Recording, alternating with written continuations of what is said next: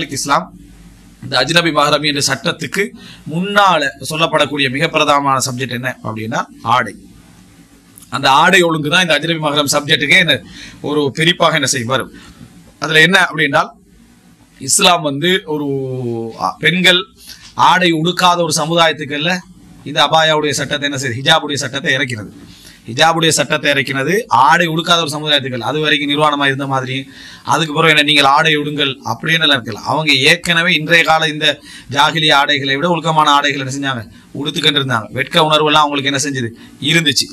ஆயிஷா ரலியல்லாஹு ஜாகிலிய கால திருமண முறைகள் 2-3 சொன்னாங்களே, இது முழு ஜாகிலியா மக்கா மதீனா அப்படியே உலகம் ஃபுல்லா வியாபிச்சிருந்தது ஆயிஷா சொல்லல. அவங்க கண்ட சில பிரதேசங்கள் சில அதாவது ஏரியாக்கள் நடந்ததை தான் சொன்னாங்க. உதாரணமா பெண் குழந்தை புதைப்பு, பெண் குழந்தைகளை புதைக்கிறது எங்களுக்கும் சிந்தனையில் எப்படி பதிஞ்சிக்கன்னு சொன்னா ஒரே புதைக்கிற மாதிரி தான் என்ன செஞ்சு பதிஞ்சிக்குது. அதாவது ஜாகிலியாண்டு என்றைக்கு ஸ்டார்ட் ஆயிடுச்சோ விடிஞ்சத்துலேருந்து ஈவினிங் வரைக்கும் அந்த வாங்க பெண்கள் எல்லாம் தூங்குன்னு சொல்லி ஜனாசா தான் புதைக்கிற ஜனாசா வைக்கிற மாதிரி தான் அந்த மாதிரி பதிஞ்சிக்கும். உண்மையிலே அப்படி இல்லை. கூடுதலாக நஜித் பிரதேசத்துல இருந்தீங்க மற்ற பிரதேசத்துக்கு இல்லையடா ரசூலுல்லாஹ்வும் பிறந்திருக்கல. இந்த அதாவது பெண்கள் யாரும் பிறந்திருக்க மேல அது இவ்வளவு சனத்தொகை அங்க அரபு நாட்டில் வந்திருக்கேன். அவங்கள பெண்கள் தானே, அவங்கெல்லாம் ஒளிச்சு காப்பாற்றப்பட்ட பெண்கள் அவங்கெல்லாம் அப்படியெல்லாம் இல்லை.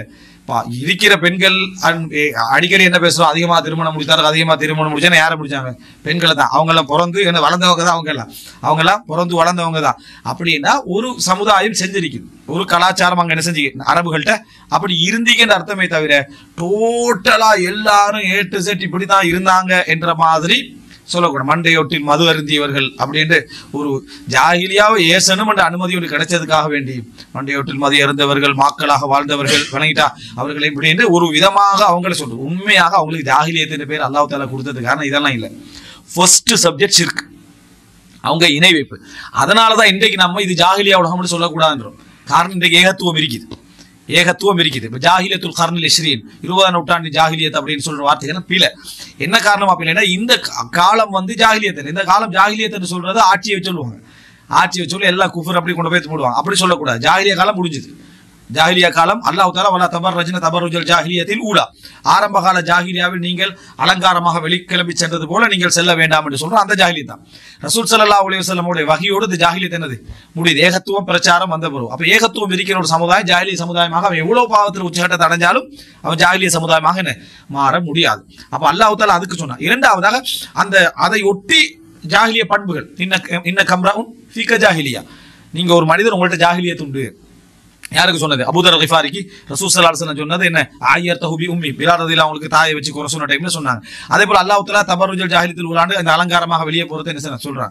அவங்கள்ட்ட நிர்வாணமாகிற பழக்கம் இருந்துச்சுன்னா எப்ப இருந்துச்சுன்னு சொன்னா அந்த கௌபத்துல்லா தவாப் செய்யற சந்தர்ப்பத்தில் சில பெண்கள் என்ன செய்வாங்கன்னு சொன்னா இந்த மாதிரி ஆடையின்றி தவாப் செய்யக்கூடிய தன்மை, ஆண்கள் ஆடையின்றி தவாப் செய்யக்கூடிய தன்மை இப்படி கொஞ்சம் இருந்துச்சு. அதாவது அவங்க பாவம் செஞ்ச ஆடைகளை நம்ம என்ன செய்ய மாட்டோம், நம்ம தவாப் செய்ய மாட்டோம். குறைசிகள் ஆடை தந்தா தான் தவாப் செய்ய முடியும். இந்த மாதிரி இருந்துச்சு. அப்ப அல்லாஹ் தஆலா ஹுது ஸீனத்துக்கும் இந்த குல்லி மஸ்ஜித், ஒவ்வொரு பள்ளிகளிலும் உங்கள் அலங்காரங்களை எடுத்துக் கொள்ளுங்கள் என்று சொல்லி ஆடை உடுத்து போறது மறைச்சி போறது அல்லாஹ் தஆலா ஜீனத் சொல்லி என்ன செய்யறான், குர்ஆன்ல சொல்லி காட்டுறான். இப்படி ஒரு சில இடங்கள்ல அவங்களுக்கு இருந்ததே தவிர முழுமையாக அந்த மாதிரி இருந்ததாக எந்த செய்திகளுமே என்ன இல்லை என்பதை நம்ம புரிந்து கொள்ள வேண்டும். அதனாலதான் நம்ம அறியாமை காலத்தின் அழகிய பண்புகள் என்ற தலைப்பிலே சம்பந்தமா நான் விரிவா பேசினேன். இப்ப இந்த இடத்துல அவங்களுக்கு மதீனாவுடைய காலப்பகுதியில் அல்லாஹ் தஆலா இந்த ஆடை ஒழுக்க சட்டத்தை இறக்குறார். அதுக்கு ஆயத்துல் ஹிஜாப் அப்படின்னு என்ன செய்வாங்க சொல்லுவாங்க. ஆயத்துல் ஹிஜாப், ஹிஜாப்ண்டா திரைக்கு பின்னால இருந்து அவங்க என்ன செய்யறது கேட்கறது. குர்ஆன்ல சுன்னால எங்கேயும் ஹிஜாப்ண்ட வார்த்தை அபாயாண்ட கருத்துல உபயோகப்படுத்தப்படலை. ஹிஜாப்ண்ட வார்த்தை அபாயாண்ட இதுல என்னது அதாவது உபயோகப்படுத்தப்படவில்லை. ஹிஜாப்ண்ட வார்த்தை உபயோகப்படுத்தப்பட்டதெல்லாம் என்ன திரை என்ற அடிப்படையில் தான் உபயோகப்படுத்தப்பட்டிருக்குது. நீங்க பல இடங்கள் என்ன செய்யலாம் பார்க்கலாம். நான் இதை மசாலாவை மிச்சம் விரிவா பேச விரும்பல. காரணம் இது முகமூடுதல் வாஜிபா இல்லையா மசாலாக்குள்ள என்ன செஞ்சு போயிடும். அது ஃபிக்ஹ் ரீதியான ஒரு சப்ஜெக்ட். அந்த இதுல நம்ம அது வாத பிரதிவாதங்கள் நிறைஞ்ச ஒரு தலைப்பு. இந்த முகம் மறைத்தல் அப்படின்றது அதுக்குள்ள நம்ம போனோம் என்று சொன்னா மீட்டி வர இயலாது. அல்பானி ஆரம்பத்தில் என்ன ஹிஜாபுல் மராத்தில் முஸ்லிமான ஒரு புத்தகம் எழுதுறாரு.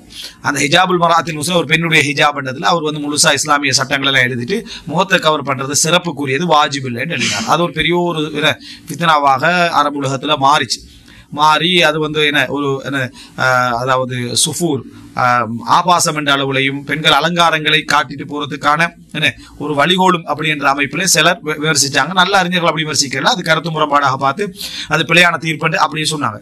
அல்பானி அதுக்கு பின்ன கொஞ்ச நாளுக்கு பிறகு ஹிஜாபுல் மராத்தில் முஸ்லிமா என்ற பெயரை மாத்துறாரு. அவருக்கு விளங்குது இந்த இது வந்து நம்ம நடைமுறை ரீதியாக போட்டோம், குர்ஆன் சுன்னா ரீதியாக ஹிஜாப் அந்த வார்த்தையில பயன்படுத்தப்படல, அதுக்கு ஜில்பாபுல் மர்அத்தில் முஸ்லிமா அப்படி என்று சொல்லி அந்த பேரை அந்த நூலுடைய பேர் என்ன செய்யறாரு அவர் மாத்துறாரு. அதுக்கு இப்படி மறுப்புகள் வந்துட்டு இருக்கிற டைம்ல வந்து என்னது திருப்பி அர்ரத்துல் முஃஹிம் வாயடைக்கும் மறுப்பு என்ற தலைப்பில் அல்பானி என்ன செய்யறாரு இன்னொரு பெரிய ஒரு மறுப்பு போடுறாரு. அதுல அதாவது ஹதீஸுடைய தரங்கள் அது எவ்வளவுதான் மறுப்புகள் நூல்கள் வந்தாலும் அல்பானியுடைய அந்த ஹதீஸுடைய அந்த ஆய்வான அந்த ரிசர்ச்சுக்கு என்ன கிட்ட வராது அப்படின்னா சொல்ல வேண்டும். இது நம்ம மிகைப்படுத்துற மாதிரி கூட சிலர் என்ன செய்யலாம் நினைக்கலாம். அவ்வளவு மிச்சம் தெளிவான வாத பிரதிவாதங்களோடு அதில் இருந்துக்குது.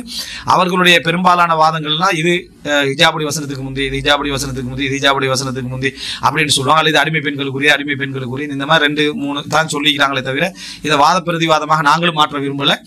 ஆனால் முகத்தை வந்து திறக்க முடியும், திறப்பது அனுமதி அப்படி என்பதற்கான பலவிதமான தெலீல்களை ரசூலுல்லாஹ்வோட வாழ்க்கையிலிருந்து சஹாபாக்களோட வாழ்க்கையிலிருந்து நம்ம என்ன செய்யும் காண முடியும். ஒருத்தர் ஃபேஸ் கவர் பண்ணினா சிறப்பாக அவங்க பண்ணிட்டு போகட்டும், அது பிழையில் அவங்களோட தக்குவாவோட சம்பந்தப்பட்ட ஒரு விஷயம். அதுக்காக வேண்டி முகம் திறப்பது தக்குவாவோட குறைபாடோ எதுவும் இல்லை அப்படின்ற நிலைப்பாடு தான் மிக சரியானது.